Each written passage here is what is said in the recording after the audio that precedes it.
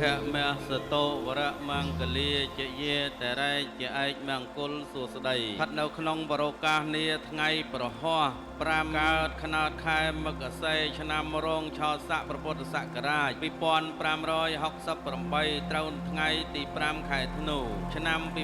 2024ថ្ងៃនេះជាថ្ងៃមង្គលដ៏ដងឧត្តមសំប្រពៃអិសរាធិបតីសម័យដើមការលោកអ្នកមានគុណកូនប្រុសស្រីដែលមានលោកប្រុសដូសុងនិងលោកស្រីជេងសោភីជាមេត្តាបិតាខាងបុត្រានាមអ្នកបណ្ឌិតដូលីនដែលមានឯកឧត្តមឧរស៊ីនិងលោកជំទាវប៉ែនស្រីណុចជាប្រមេត្តាបិតាប្រកបដោយគុណធម៌នៃបុត្រីនាមកុលធីតា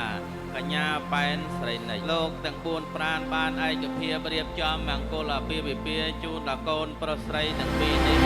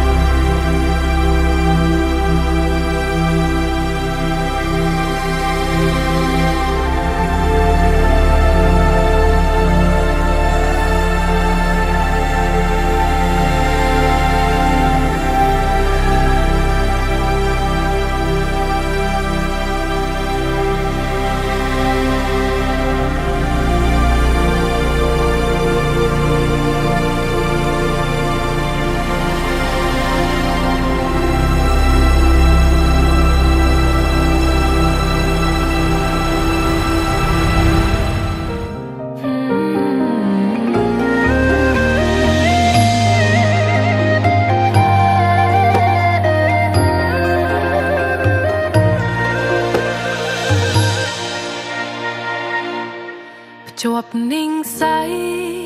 ជាប់បំណងបីបំរក្សាមិនដឹងរាយរាប់ប្រាប់បែបណាដឹងត្រឹមអារម្មណ៍ត្រូវការថែធួនកាយគ្រប់វេលាថែចិត្តល្អចិត្តស្មោះសរទំនុកជូនគ្នាមិនថាក្តៅត្រជាងរងាមិនថាពេលយើងឈឺឬជាមានពងងារនៅក្បែរថ្លៃធ្លាប់ឆ្ងាយកាយធ្លាប់បងប្រាថ្នាអបស្នេហាក្នុងដៃដើររួមវិថីជីវិតនឹងរៀមរាក្តីស្រឡាញ់ពិតនៅពិបាកពួរនាទំហំចិត្តស្រឡាញ់គ្នាប្រកាសធំជាងអ្វីអ្វីធំជាងភពផែនដីអាចថាធំលើចក្រវាលត្រង់ខាងឆ្វេងយើងយកធ្វើសាស្អីទោះបីជាមានរឿងអ្វីមិនចោលចាញ់ចាចោលស្នេហាពួកយើងធ្លាប់បានសន្យាទោះបីយ៉ាងណាស្រឡាញ់គ្នារៀងរហូត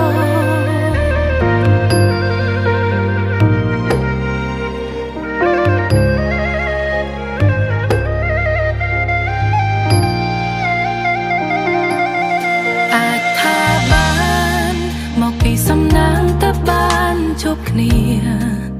អរគុណណាស់ដែលខំពុះពីចិនស្មងគ្មានថ្ងៃអាចគណនាមិនអាចនឹងកាត់ថ្លៃធ្លាប់ឆ្ងាយកាយធ្លាប់បងប្រាថ្នា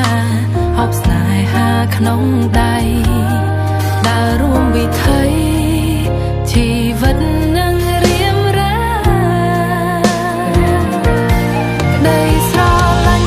ពិបាកពួរនាទំហំចិត្តស្រឡាញ់គ្នាប្រកាសធំជាងអ្វីអ្វីធំជាងភពផែនដីអាចថាធំលើចក្រវាលត្រង់ខាងឆ្វេងយើងយកធ្វើសាស្អីទោះបីជាមានរឿងអ្វី